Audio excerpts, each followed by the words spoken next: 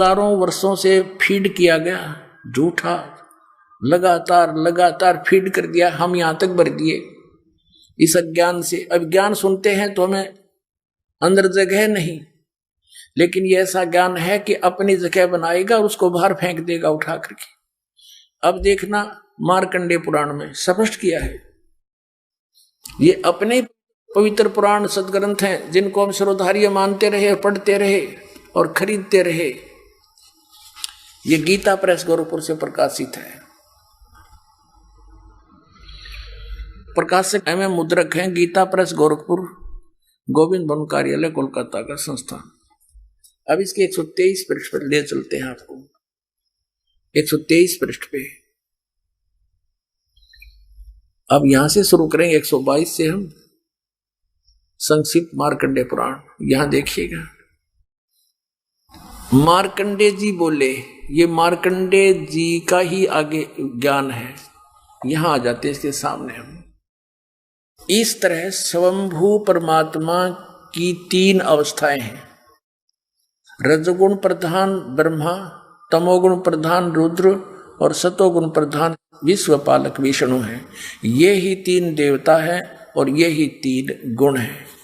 वैसे तो पुण्यात्माओं कहते हैं बुद्धिमान को संकेत गणाओ है, बहुत होता है, फिर भी क्योंकि हम बहुत दिनों से रंगे पड़े हैं, कई मन में थोड़ा सा भी कंसेप्ट क्लियर ना हुआ तो ये काल फिर स्थान बना जाएगा आपके अंतःकरण में। लेकिन दास ऐसी जगह छोड़ को ना कि ये फिर समा जाए आपके अंदर। ये देखिएगा श्रीमद् देवी भागवत, ये प्रथम भाग, ये कहां से प्रकाशित है? अथ देवी भागवतम सभाष्टीकम सहमात्यम, खेमरा श्री कृष्ण दास प्रकाशन, बंबई 4। अब हम इसके यहां आते हैं। ये है अथ श्री मद देवी भागवते भाषा टीका युक्ते तृतीय स्कंद है सब प्रारंभते, ये 3रा स्कंद प्रारंभ। इसके हम 11 पृष्ठ पर ले चलते हैं आपको। ये 11 पृष्ठ है और ये 3रा स्कंद है भाषा टीका तृतीय स्कंद अध्याय 5। ये अध्याय 5 का ये 7वां श्लोक यहां समाप्त हुआ और 8वां प्रारंभ होता है। भगवान शंकर कहते हैं, हे माता, यदि हमारे ऊपर सदा आप दया युक्त हो तो हमको तमोगुण में किस प्रकार प्रदान किया है, और ब्रह्मा रजोगुण और हरि सतगुण युक्त किए हैं। अब संस्कृत भी पढ़ेंगे हम। 7वां ये समाप्त हुआ, 8वां प्रारंभ होता है। भगवान शंकर कहते हैं, यदि दया धर्मना न सदाम्बिके, यदि दया धर्मना, यदि आप दया युक्त हो, कथम अहम विहित है, किस प्रकार मैं बना दिया अंबिके यानी दुर्गा, हे माता, विहित तमोगुण, मुझे तमोगुण क्यों बना दिया? कमल जय, कमल से उत्पन्न होने वाले ब्रह्मा को रजोगुण संभव, रजोगुण क्यों बना दिया? सोहित क्यों सतोगुण हरि, और विष्णु को क्यों सतोगुण बना दिया? इति सिद्धम रजगुण ब्रह्मा सतगुण विष्णु तमगुण शिव जी। अब ये दास आपको पवित्र श्रीमद् भगवत गीता के अंदर दिखाएगा। गुण तीनों की भक्ति में ये भूल पड़ो संसारे, कह कबीर निज नाम बिना कैसे उतरो पार। 3 देव की जो करते भक्ति, उनकी कदे ना होवे मुक्ति। तभी तो हमारे सारे पूर्वज भूत बनवा दिए नज्ञानिया ने, और फिर हमारे से श्राद्ध कटवाओ, तुम्हारे पिताजी स्वर्ग में भूखे हैं। नकलियो, स्वर्ग में जब कुछ है ही नहीं, वो स्वर्ग कहाँ हो गया जिसमें भूखे मरे हमारे पूर्वज? बोला स्वर्ग भेज दिए, गति कर दी उनकी, सारे क्रियाक्रम करे पाछे, और फिर न कहो भूखे हैं उनको ये दान करो। किसा मूर्ख बना रखा था इन्हें। अब ये देखिएगा श्रीमद् भगवत गीता अध्याय नंबर 7 का जयदयाल गोविंद का इसके अनुवादक हैं, गीता प्रेस गोरखपुर से ये छपी है। ये देखिएगा अध्याय नंबर 7 के 1, 2, 3 में गीता ज्ञानदाता कहता है कि अर्जुन, अब ऐसा ज्ञान बताने जा रहा हूं जिसको जानने के बाद कुछ भी जानना शेष नहीं रहेगा। देखना, अथ सप्तमोऽध्याय 7वां अध्याय प्रारंभ। श्री भगवान उवाच, इसमें कितना भी श्री कृष्ण उवाच नहीं है, भगवान उवाच। ये आप देख रहे हो सामने, अरे कृष्ण जी ने बोली, हे पार्थ, अनन्य प्रेम से मुझ में आसक्त चित्त मेरे प्राण होकर तथा अनन्य भाव से मेरे प्राण होकर योग में लगा हुआ, जिस प्रकार से संपूर्ण विभूति बल ऐश्वर्य आदि गुणों से संपन्न सबके आत्म रूप मुझको संशय रहित जानेगा, उसको सुन। कहते तू मुझे अच्छी तरह समझ जाएगा, वो ज्ञान बताता हूं। साथ में देगा दूसरा श्लोक, मैं तेरे लिए इस विज्ञान से तत्व ज्ञान को संपूर्णता कहूंगा, जिसको जानकर संसार में फिर कुछ भी जानने योग्य शेष नहीं रह जाता। अब ये 5वें श्लोक में 2 प्रकृति बताई है। इस 7वें अध्याय के 5वें श्लोक में पृथ्वी, जल, अग्नि, वायु, आकाश, मन और बुद्धि और अहंकार, ये तो 8 प्रकार की जड़। इस प्रकार ये तो 8 प्रकार से विभाजित मेरी प्रकृति है, ये 8 प्रकार के भेद वाली है। ये तो अपरा मेरी जड़ प्रकृति है। और इससे दूसरी जिससे यह संपूर्ण जगत धारण किया है, मेरी जीव रूपा प्राचेतन प्रकृति जान, ये दुर्गा है। आगे देखो, हम आते हैं अध्याय नंबर 7 के और श्लोक नंबर 12 पे, क्योंकि ताजा ताजा सिद्ध हुआ है कि रजगुण ब्रह्मा है, सतगुण विष्णु, तमगुण शिव जी, ये याद रखना।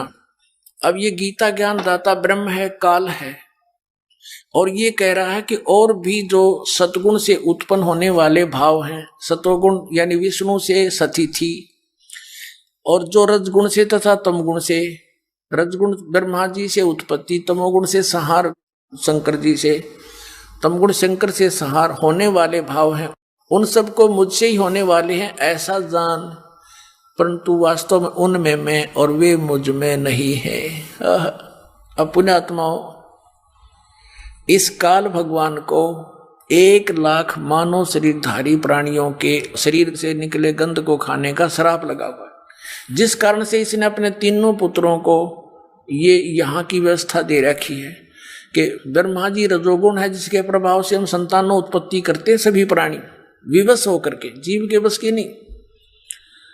और सतोगुण श्री विष्णु जी के सतोगुण के प्रभाव से हम एक दूसरे में जकड़े हुए हैं, हमारे अंदर इतनी ममता भर रखी है, हमारे बस का नहीं से दूर हो सके। और तीसरा जो संहार करता है शंकर भगवान, ये भी काल का पुत्र है। तो इन तीनों से ये कहता है कि जो रजगुण से होता है ब्रह्मा जी से उत्पत्ति, और विष्णु जी से स्थिति, और शिव जी से संहार जो कुछ भी हो रहा है, इसका निमित्त कारण तो मैं ही हूं, पर मैं इनके सामने नहीं आता, इनसे अलग रहता हूं। अब आगे चलते हैं, देखिएगा अध्याय नंबर 7 और श्लोक नंबर आपने 12 पढ़ लिया। और भी जो सतोगुण से उत्पन्न होने वाले भाव हैं, यानी सतिथि, और रजोगुण जो ब्रह्मा से सृष्टि उत्पत्ति, और तमोगुण शंकर से जो संहार होता है, उन सब को मुझसे ही होने वाले हैं ऐसा ही जान, परंतु वास्तव में इनमें मैं और वे मुझ में नहीं है, इनसे बाहर है ये। अब 13वें में कहा है कि गुणों के कार्य रूप सात्विक, राजस और तामस, इन तीनों प्रकार के भाव से, यानी इन्हीं के ऊपर आसक्त ये सारा संसार प्राणी समुदाय मोहित हो रहा है, इन तक सीमित है, ब्रह्मा विष्णु महेश तक। इन तीनों गुणों से, रजगुण ब्रह्मा, सदगुण विष्णु, तमगुण शिव जी से परे मुझ अविनाशी को नहीं जानता। ये कहते हैं इनसे ऊपर हूं मैं, अलग हूं।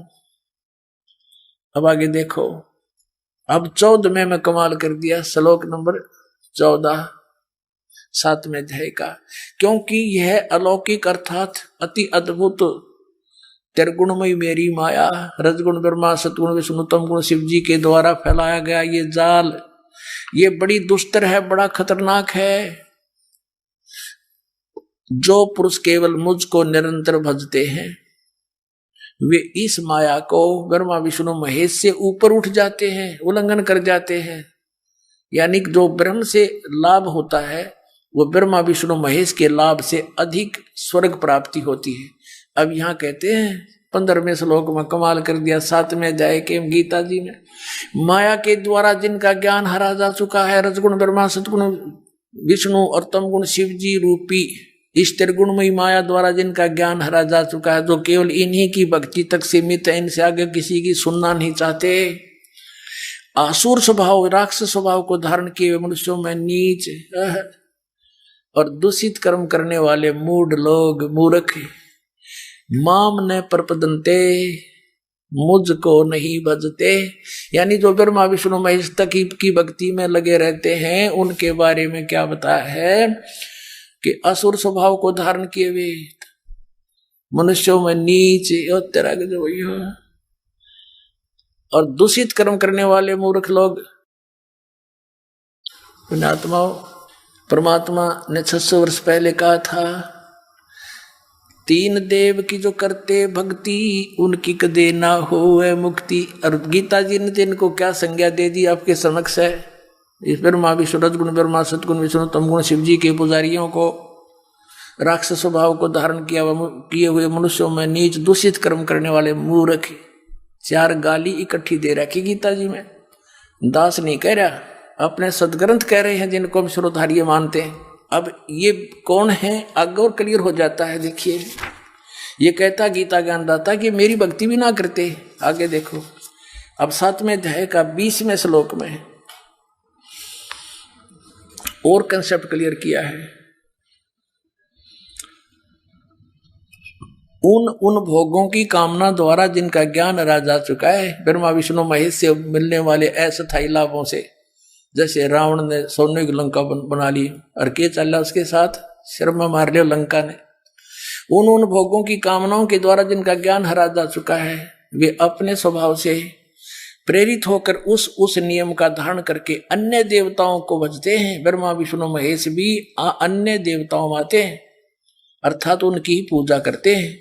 और 21 में क्या कहा, 7वें अध्याय के 21वें श्लोक, अब जो सकाम भक्त जिस देवता के स्वरूप को श्रद्धा से पूजना चाहता है, उस भक्त की श्रद्धा को मैं उसी देवता के प्रति स्थिर कर देता हूँ। मैं देता हूँ उनको, थोड़ा बहुत लाभ मिलता है तो मैं वहां फिट रखता हूं उनको। कभी विष्णु के रूप में प्रकट हो जा, किसी के शिव जी के रूप में।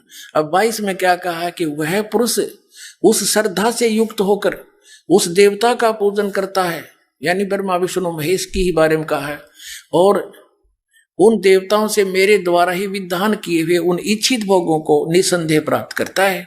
यानी मैंने उनको थोड़ी सी पावर दे रखी है, उन्हीं से प्राप्त करता है थोड़ा बहुत। परंतु उन अल्प बुद्धि वालों का, मूर्खों का, उन अल्प बुद्धि मंद बुद्धि वालों का वह फल नाशवान है। ब्रह्मा विष्णु महेश के पूजने वालों का और देवताओं को पूजने वाले देवताओं को प्राप्त होते हैं, और मेरे भक्त मुझको प्राप्त होते हैं। यही नड़ा दिया। अब चाहे जैसे भी भजे, ये अनुवाद करता की बकवाद है, मूल पाठ में नहीं है। इसमें मेरे भक्त मुझको प्राप्त होते हैं, इसने तो अपना बता दिया, मेरा ओम नाम है 8वें अध्याय के 13वें श्लोक में, और कुछ नहीं बजना। इन्हें कह दो जैसे चाहे बजे। अभी ना अपना डंगा केड़ा दिया, जैसे चाहे का अर्थ कर दिया। हरे राम हरे कृष्ण राधे राधे श्याम लादे, चाहे कुछ भी जाप कर ले उसी तो मिले। ये है अनुवाद कर्ता की बकवाद, अज्ञान सोच। और गीता में लिखा है 8वें अध्याय के 13वें श्लोक में, ओम इति एकाक्षरम ब्रह्म व्यवहारण माम अनुसमरण यह प्रयाति तदंदेहम सह्यति परमाम गतिम। मुझ ब्रह्म का केवल एक ओम अक्षर है, नथिंग एल्स। और जो इसकी साधना करता है, अंतिम सांस तक भक्ति करता हुआ जाता है, तो इस परम गति को प्राप्त होता है। ओम से कौन सी परम गति होती है? ब्रह्मलोक प्राप्ति होती है। और 8वें अध्याय के 16वें श्लोक में लिखा है कि ब्रह्मलोक पर्यंत भी ये पुनरावृत्ति में वहां गए हुए फिर वापस आते हैं, जन्म मृत्यु होती है। अब यहां प्रसंग चल रहा है पुण्यात्माओं के इन तीनों देवताओं की भक्ति से क्या लाभ होता है। और ये शास्त्र विधिता का मनमाना आचरण है, तीनों देवताओं की भक्ति।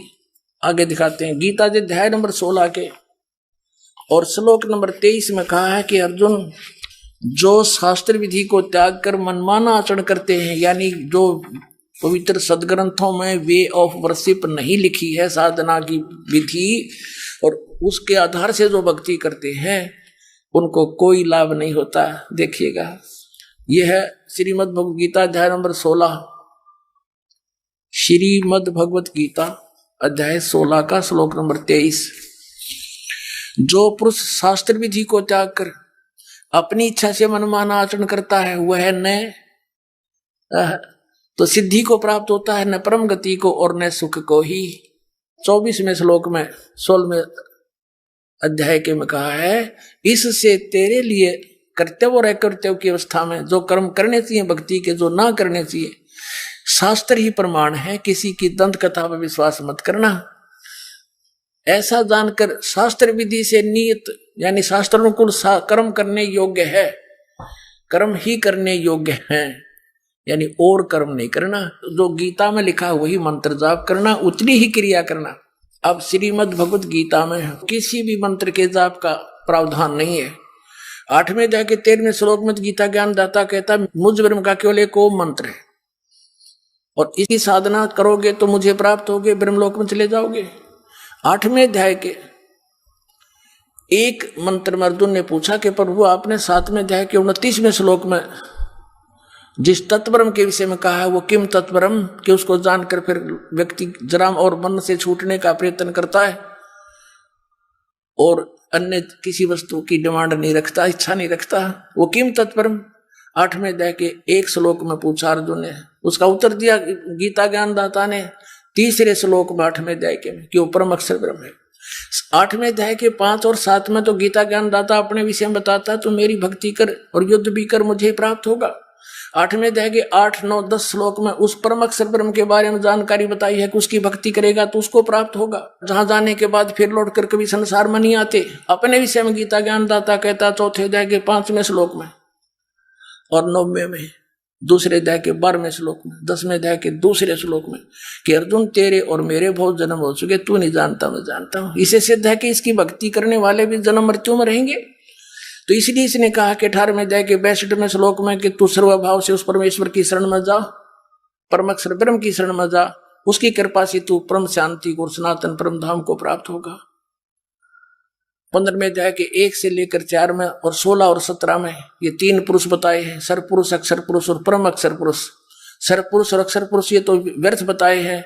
उत्तम पुरुष तो अन्य परमात्मा इति उदाहरते 15वें अध्याय के 17वें श्लोक में कहा कि उसी वो है सर्वशक्तिमान परमात्मा, वो वास्तव में विनाशी है, वही वास्तव में पूज्य है।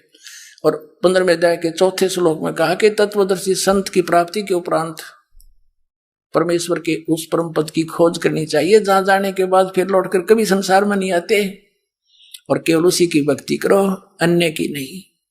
अब यहां प्रसंग चल रहा है कि 16वें अध्याय के 23-24 में कहा है कि जो शास्त्र विधि को त्याग कर मनमाना आचरण करते हैं उनको कोई लाभ नहीं होता। और फिर ये कंसेप्ट क्लियर कर दिया 7वें अध्याय के 12 से लेकर 15 और 20 से लेकर 23 तक कि इन तीनों देवता रजगुण ब्रह्मा, सतगुण विष्णु, तमगुण शिव जी की पूजा करते हैं। ये इनका फल नाशवान है, ये मूर्ख हैं, राक्षस स्वभाव को धारण किए, मनुष्यों में नीच दूषित कर्म करने वाले हैं। और यहां लिखा कि जो शास्त्र विधि को त्याग कर मनमानी पूजाएं करते हैं, इन तीनों गुण की पूजा आन उपासना के अंदर है, मनमाना आचरण है, उनको इष्ट रूप में पूजना ये पूजा कहलाती है, तो उनका कोई लाभ नहीं होता। अब 17वें अध्याय के प्रथम श्लोक में अर्जुन ने पूछा कि भगवान मान लिया आपकी बात कि जो शास्त्र विधि त्याग कर और मनमानी शास्त्र विरुद्ध साधना करते हैं उनका स्वभाव कैसा होता है, किस किस की पूजा करते हैं। इसमें बताया है कि जो शास्त्र विधि त्याग कर भी जो पूजा में लगे हुए हैं भोली आत्माएं, जो अच्छी आत्मा है, नेक आत्मा है, वो तो इन देवताओं की पूजा करते हैं, ब्रह्मा विष्णु महेश की। और दूसरे जो उससे निम्न स्तर के हैं वो पूजते भैरव भूत बेतालों को, जंतर मंत्र फू फा सेवड़े पेवड़े बनकर अपना जीवन नष्ट कर देते हैं। तो ये देखिएगा 17वां अध्याय आप पढ़ोगे जब समझ में आओगे। सप्तदशो 7वां अध्याय प्रथम श्लोक में पूछा, हे कृष्ण, क्योंकि अर्जुन तो उसको कृष्ण मान रहा था। जो मनुष्य शास्त्र विधि को त्याग कर श्रद्धा से युक्त हुए देव आदि का पूजन करते हैं, यानी ब्रह्मा विष्णु महेश की जो पूजा करते हैं, उनकी स्थिति फिर कौन सी है? सात्विक है अथवा राजसी है या तामसी है? अब ये काल बोला गीता ज्ञानदाता कहता है कि मनुष्यों की वह स्वभाव से उत्पन्न श्रद्धा सात्विक और राजसी और तामसी ऐसे 3 प्रकार की होती है, उसको मुझसे सुन। तीसरे में कहा है, हे भारत, सभी मनुष्यों की श्रद्धा उनके अंतःकरण के अनुरूप होती है। यह पुरुष श्रद्धा में, और इसलिए जो पुरुष जैसी श्रद्धा वाला स्वयं है वैसा भी वह वही वैसा ही है। अब यहाँ चौथे में बताया 17वें अध्याय के में कि सात्विक पुरुष अच्छी आत्मा देवों की पूजा करते हैं। है तो वो शास्त्र विरुद्ध है, तो कति अज्ञान व्यर्थ है वो भी, लेकिन ये तो सिर्फ न्यों बता रहा किसे आदमी किसकी पूजा करते हैं, किस स्वभाव के हुए। अच्छी आत्मा के हो देवी देवताओं की पूजा करते हैं, रजगुण ब्रह्मा सतगुण विष्णु तमगुण शिव जी तक इनकी पूजा करते हैं। तो पुण्यात्माओं आगे आप पढ़ लेना, ज्यादा ना पढ़ाकर यही लाना चाहता था दास। फिर भी ये क्या बताते हैं, ये शास्त्र विधि त्याग कर तो ये सात्विक लोग होते हैं, देवताओं की पूजा करते हैं अच्छी आत्माएं। फिर आगे पढ़ाता हूं आपको, देख लेते हैं। चौथा आप पढ़ रहे हो 17वें अध्याय का। सात्विक पुरुष देवों की पूजा करते हैं, राजस यक्षों की और राक्षसों की। राजस पुरुष अन्य तामस मनुष्य है, वे प्रेत और भूत गणों को पूजते हैं। 5वें में क्या कहा है, जो मनुष्य शास्त्र विधि से रहित है, शास्त्र विधि त्याग का, क्योंकि गीता में कहीं तप करने का नहीं लिखा है। जैसे विष्णु जी भी घोर तप करता था और गीता मना के रखा, ये कहें कि विद्वान थे। अब Shrimad Bhagavad Gita is the God given knowledge, पूर्ण परमात्मा ने दिया था इसको, ब्रह्म को, इनके पिता को। और इन्होंने वेद का भी कोई नहीं ज्ञान, ब्रह्मा विष्णु जी ने, आपने देवी पुराण में पढ़ा प्रथम स्कंद में, विष्णु जी कह रहा है कि मैं घोर तप को तपता हूं, हजारों वर्षों तक बैठा रहता हूं, और फिर राक्षसों को बैटरी चार्ज करके फिर राक्षसों को मारता हूं। और गीता में लिखा है जो घोर तप को तपते हैं वह कितने मूर्ख हैं। देखिए 17वें अध्याय का 5वां श्लोक, जो मनुष्य शास्त्र विधि से रहित घोर तप को तपते हैं, ये तप तपना भी, घोर तप तपना भी शास्त्र विरुद्ध है। दंभ और अहंकार से युक्त, कामना शक्ति और बल के अभिमान से युक्त, 17वें अध्याय के 6ठे श्लोक में, शरीर रूप से सतीत भूत समिता यानी प्राणियों को और अंतःकरण में सतीत मुझ परमात्मा को भी वो कष्ट करने वाले हैं, दुखी करने वाले हैं। उन अज्ञानियों को असुर स्वभाव के जाने। कति क्लियर कर दिया। अब इससे क्या सिद्ध हुआ, श्रीमद् भगवत गीता में ये स्पष्ट हो गया, इन तीनों गुण की भक्ति में ये भूल पड़ो संसारी, कहे कबीर निज नाम बिना कैसे उतरो पारे। हरे राम हरे कृष्ण राधे राधे श्याम मिला दे, एवं नमः ओम श्री सतगुरुदेव एवं नमः। ये इस तरह के मनमुखी साधनाएं हैं, शास्त्र विधि के विरुद्ध है ये मंत्र। अब इसमें स्पष्ट हो गया है, परमात्मा ने कहा था 3 देव की जो करते भक्ति उनकी कदे ना हुआ मुक्ति। अरे पवित्र श्रीमद् भगवत गीता ने स्पष्ट कर दिया कि इन तीनों देवताओं की भक्ति करते हैं, वो है तो शास्त्र विरुद्ध है। और राक्षस स्वभाव को धारण किए मनुष्यों में नीच दूषित कर्म करने वाले मूर्ख, ये ब्रह्म कहता है मेरी भक्ति भी ना करते। अब इनको ऐसा क्यों कहा, जैसे एक बार श्री ब्रह्मा रजगुण की भक्ति की थी हिरण्यकशिपु ने, रजगुण ब्रह्मा जी की, और सिद्धि प्राप्त करके भगवान बन बैठा, अपने ही पुत्र प्रहलाद का शत्रु बन गया। और वो जुल्म गुजारे उस पुण्यात्मा के साथ, पिता होकर भी शर्म नहीं आई उस अहंकार के भूखे तीनों गुणों के उपासक ने। ऐसे जुल्म की राक्षस कहलाया और कुत्ते वाली मौत मारा गया। भगवान ने आकर उसकी छाती पाड़ी, पेट पाड़ के गिर दिया। अब तमोगुण भगवान शंकर की पूजा की थी रावण ने, आपके समक्ष है। और जो वर्तमान के शिव के पुजारी एक सोमवार का व्रत रख के थोड़ी बहुत मंत्रमाला करके नहीं सोचा कि पता नहीं क्या प्राप्ति कर लेंगे। अब रावण जैसी भक्ति वर्तमान का कोई भी नहीं कर सकता। यहां से धड़ काट के, यहां से काट के 10 दोनों भुजा से समर्पित कर दिया था। और जैसा किया वैसा ये दे सकते हैं भगवान, वैसा ही इसको दे दिया। लेकिन दुर्बुद्धि नहीं गई, राक्षस कहलाया, कुत्ते वाली मौत मारा गया। और कैसा दूषित कर्म किया, अपनी ही माता को, सीता को उठा लाया, जो शंकर भगवान के बड़े भाई की पत्नी थी, उसको उठा लाया। पत्नी बनाने की चेष्टा कर रहा था अपनी मां को। इसे दुष्ट और कौन होगा, दूषित कर्म और क्या होगा। कुत्ते वाली मौत मारा गया और राक्षस कहलाया। एक भस्मागिरी नाम का साधक था, तपस्वी था, तमोगुण श्री शिव का उपासक। और शिव जी के गेट के सामने, मेन गेट के सामने ऊपर को पैर करके नीचे न सिर करके तपस्या करने लग गया। 12 वर्ष तक सिरासन पर रहा। एक दिन पार्वती जी ने कहा कि भगवान आप तो महादेव हो, देवताओं के देव हो, आप तो जो चाहो सो कर सकते हो, आपके भगत को दे दो जो मांगता है। अब भगवान शंकर ने कहा, शिव जी ने कहा तमोगुण ने कि मांग भाई भस्मागिरी, क्या मांगता है साधु। भस्मागिरी ने कहा जी वचनबद्ध हो जाओ तब मांगो। भगवान शिव ने कहा ठीक है भाई, मैं वचनबद्ध हो गया, प्रतिज्ञा करता हूं तू मांगेगा वही दे दूंगा, वचन है मेरा।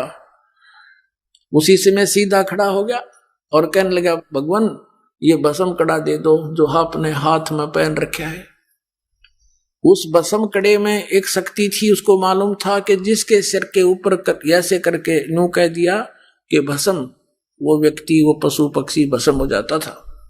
अब जो ही भगवान शंकर ने वचनबद्ध होने के कारण वो अपना प्रिय कड़ा भी दे दिया, ये सोचकर कि साधु संत है, जंगल में रहता है, हिंसक पशुओं से बचने के लिए, राक्षसों से बचने के लिए ले रहा होगा, दे दिया। जो ही कड़ा हाथ में आया और एकदम ठाके मारकर हंसने लगा कि शंकर होले होशियार, तुझे मारूंगा और पार्वती को अपनी पत्नी बनाऊंगा। हा हा हा। अब उसने न्यू किया, शंकर भगवान जान गया कि तो एकदम चेंज हो गया सारा, इसका तो हाव भाव बदल गया नीच का। भगवान शंकर ने डांक ठोक दी, फुल स्पीड से भाग लिया, 100 की स्पीड से। आगे आगे भगवान और पीछे पीछे पुजारी जा खखाट पटा। तो परमात्मा ने आके रजा करी,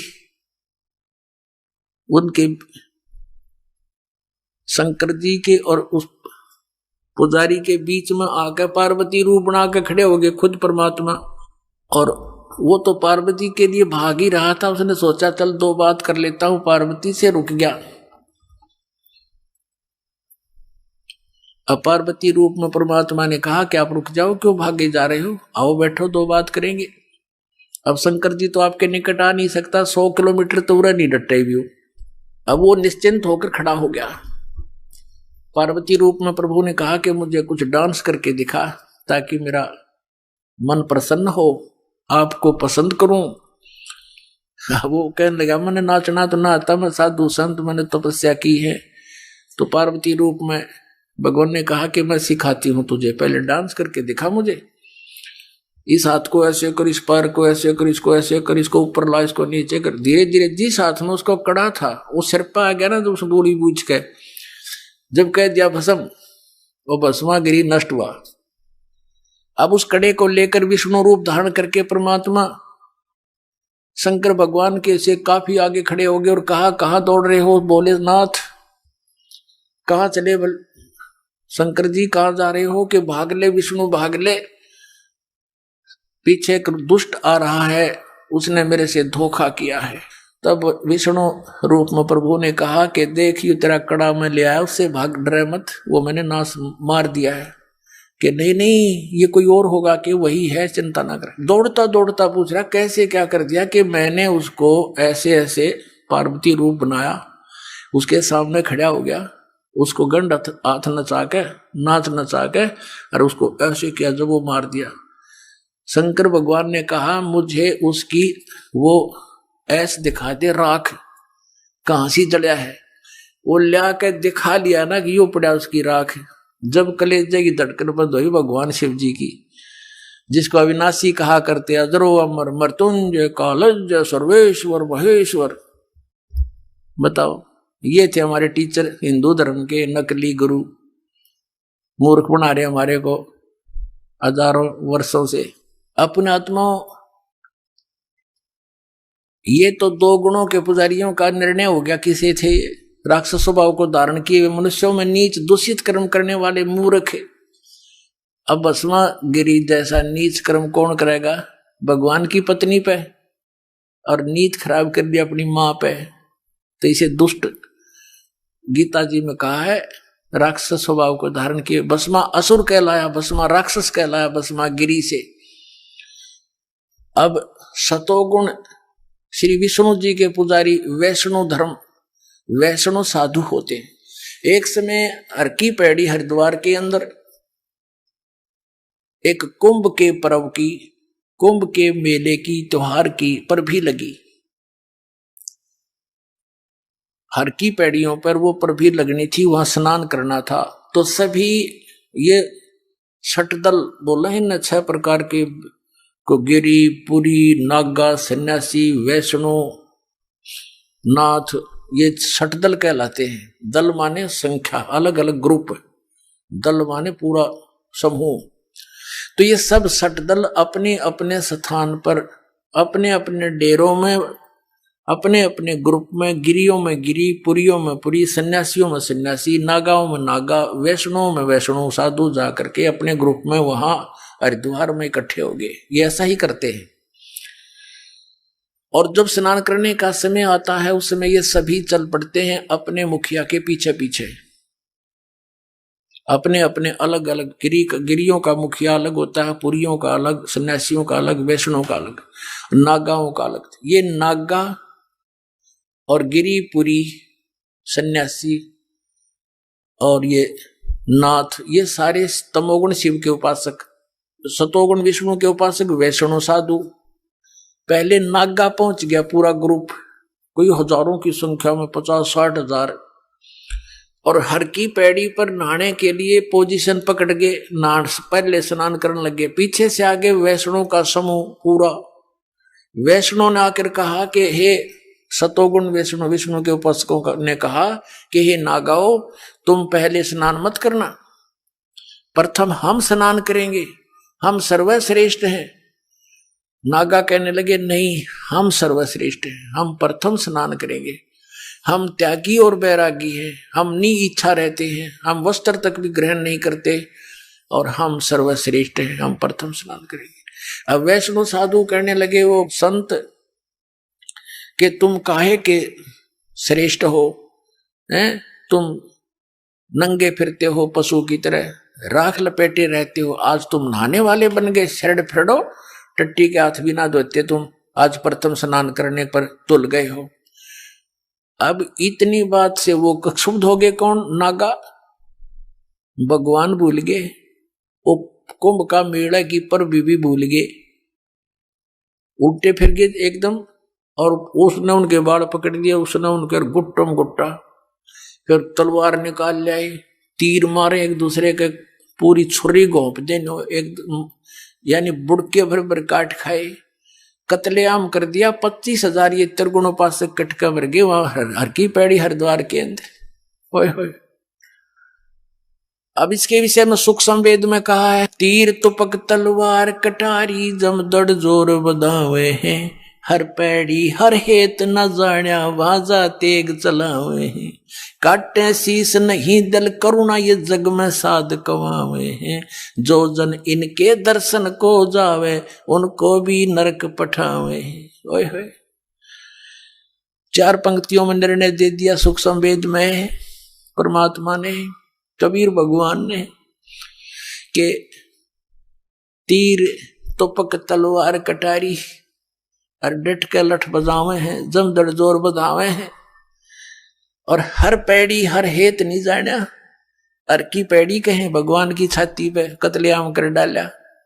हर पैड़ी हर हेत नहीं जाना, वहां जा तेग यानी तलवार चलावे हैं और काटे शीश नहीं दल करुणा। ये जग में साधक मावे हैं, इन्हें तुम संत भी कहते हो। और जो जन इनके दर्शन को जावे उनको भी नरक पठावे, उन भी ये पाठ पढ़ाओगे, ऐसे उनको बना देंगे।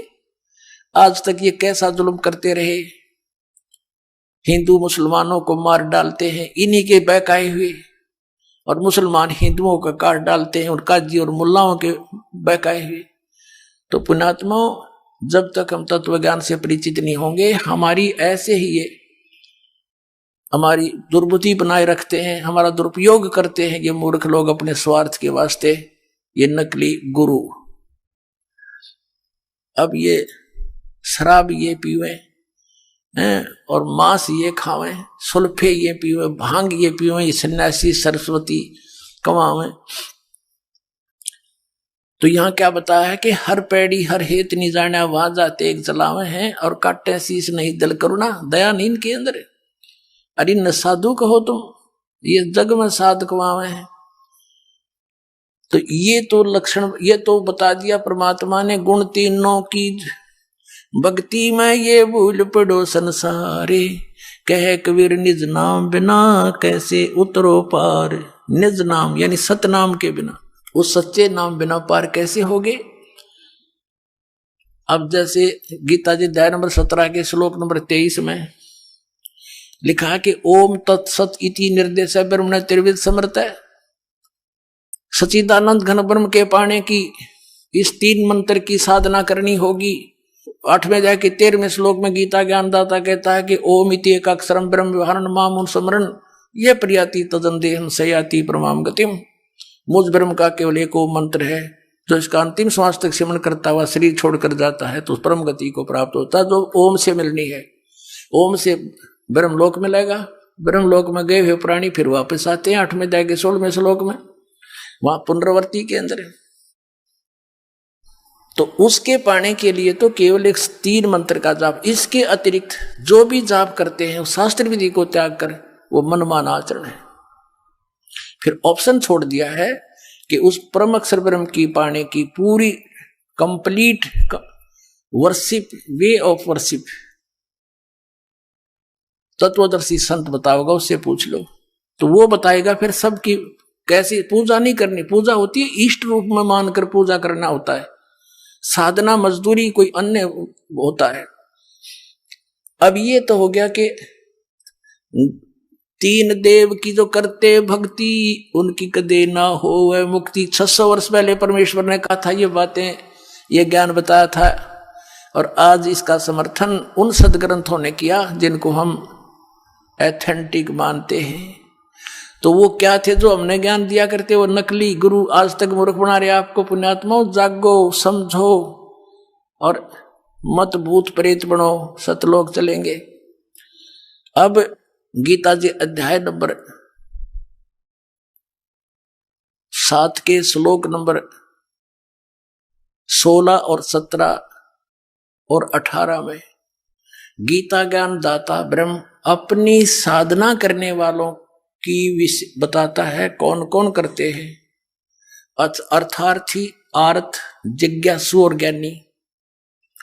अर्थार्थी, आर्थ, जिज्ञासु इनको रिजेक्ट करता है कि ये भी सही साधना नहीं करते,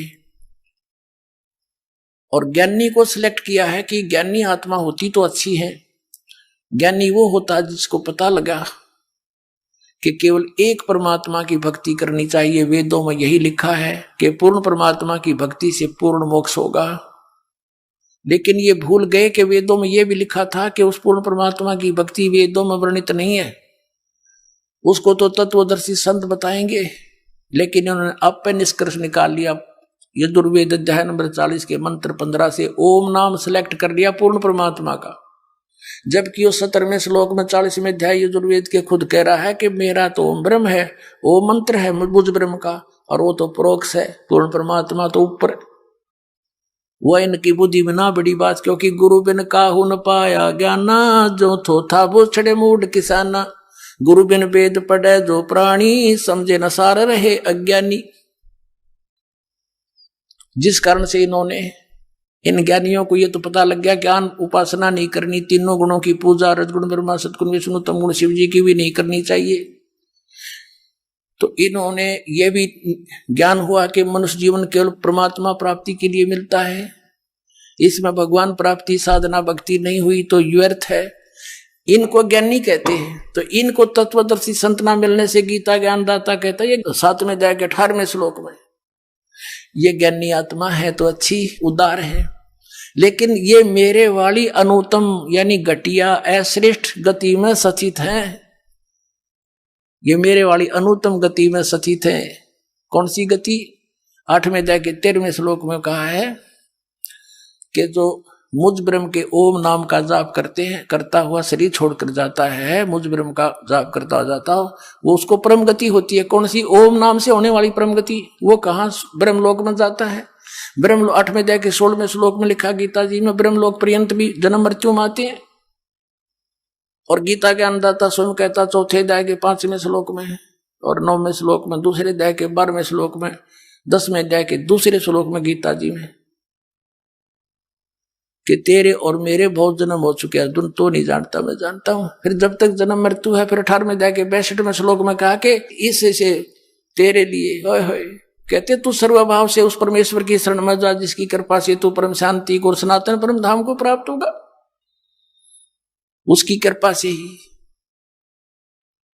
तो इससे सिद्ध हो गया कि गीता ज्ञानदाता से कोई और है सुप्रीम पावर, जिससे पूर्ण मोक्ष होगा। 15वें अध्याय के 4थे श्लोक में कहा कि तत्वदर्शी संत की प्राप्ति के पश्चात परमेश्वर के उस परम पद की खोज करनी चाहिए, जहां जाने के बाद साधक फिर कभी लौट कर संसार में नहीं आता, और केवल उसकी पूजा करो, अन्य की सब त्याग दो। अपनी भी पूजा को रिजेक्ट करता है वो। पूजा माने इष्ट रूप में मानना। तो यहां इन अज्ञानियों से, अनाड़ियों से कोई पूछता है कि गीता जी अध्याय नंबर 7 के श्लोक नंबर 18 में गीता ज्ञानदाता अपने से अन्य अपनी गति को भी अनुत्तम क्यों बताता है? तो कहते हैं उसका अर्थ अनुत्तम नहीं, सर्वश्रेष्ठ मानो, जिससे उत्तम कोई और गति ना हो, जिसको प्राप्त हो जाता है उसके बाद और कुछ जानना शेष रहता, इसलिए इसको अनुत्तम, वो अनुत्तम गति है। मूर्ख बना रहे। 4ठी कक्षा के बालक ने पूछ ले, अगर इससे अधिक अच्छी कोई श्रेष्ठ गति नहीं होती, इनकी बात मान ले, तो ये 18वें अध्याय के 62वें श्लोक में कह रहा है कि उसकी शरण में जा, सर्वभाव से उस परमेश्वर की शरण में जा, जिसकी कृपा से तो परम शांति को प्राप्त होगा। 8वें अध्याय के 5 और 7 में गीता ज्ञानदाता अपनी साधना बताता है, मेरी पूजा कर मुझे प्राप्त होगा। और 8, 9, 10 में उस परम अक्षर ब्रह्म की पूजा, पूर्ण परमात्मा की पूजा के लिए कहता, उसके लिए तत्वदर्शी संत खोज ले। 4थे अध्याय के 34वें श्लोक में कहा। तो इन अनाड़ियों ने कह भी पता नहीं गीता जी का। गीता जी में है कि हरे कृष्ण हरे राम राधे श्याम सीताराम ओम नमः शिवाय फलाना धकड़ा, है कोई मंत्र ऐसा? मूर्ख बना रहे कितने दिनों से हमारे को। अब इसलिए इस गीता ज्ञानदाता ने कहा है कि मेरी साधना में ये लीन ज्ञानी आत्मा अनुत्तम गति में ही सचित रहे। अनुत्तम कैसी? कि जिससे जन्म मृत्यु बार बार होती रहे, वो अनुत्तम है। और जहां जाने के बाद फिर लौट कर नहीं आते, वो ब्रह्म साधना से प्राप्त नहीं हो सकती। इन ज्ञानी आत्माओं ने हठ योग किए, ओम नाम का जाप किया, वेदों से प्राप्त करके, आन उपासना किसी देव की पूजा नहीं की।